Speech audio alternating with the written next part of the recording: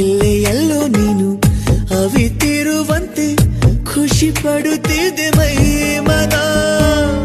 ಚಂದ ಚಂದ ನೂರು ಕರೆಯನು ಮಾಡಿ ಪಿಸುಗುಡುತ್ತಿದೆ ಯೌವನ. ಋತುಮಾನಕ್ಕೂ ಬಣ್ಣ ಬಂತು ಇಡೀ ದಿನ ಕಾಯುತ್ತಾ. ಅತಿಯಾಸೆಗೂ ಭಾಷೆ ಬಂತು ಇನಿ ದನಿ ಕೇಳುತ್ತಾ.